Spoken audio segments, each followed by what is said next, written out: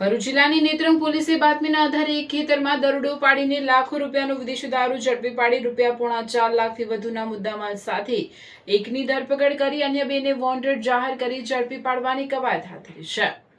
ભરૂચ જિલ્લા પોલીસ અધિક્ષક અક્ષયરાજ મકવાણાની કડક સૂચના બાદ જિલ્લામાં ગેરકાયદેસર પ્રવૃત્તિઓ પર ઘોંસ બોલાવવામાં આવી રહેશે, જે અંતર્ગત નેત્રંગ પોલીસ ઇન્સ્પેક્ટર RD ચૌધરીના માર્ગદર્શન હેઠળ પોલીસની ટીમો પેટ્રોલિંગમાં હતી। તે દરમિયાન આસિસ્ટન્ટ હેડ કોન્સ્ટેબલ રવિન્દ્રભાઈ જશુભાઈને બાતમી મળી હતી કે ખરેટા ગામે રહેતો બુટલેગર મહેશભાઈ ઉર્ફે ભૂયો કુંવરજીભાઈ વસાવા પોતાના ખેતરમાં વિદેશી દારૂનો જથ્થો ઉતારીને સંતાડી રાખ્યો છે।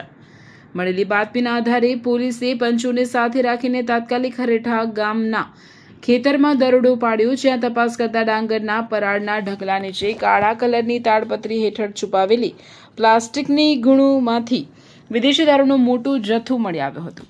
પોલીસે સ્થળ પરથી વિદેશી દારૂની 2406 નાની મોટી બોટલો, બિયર મળી ₹3,79,595 ઉપરાંત મોબાઈલ મળી કુલ ₹3,84,595ના મુદ્દામાલ સાથે મહેશભાઈ ઉર્ફે ભૂયો કુંવરજીભાઈ વસાવાની ધરપકડ કરી હતી।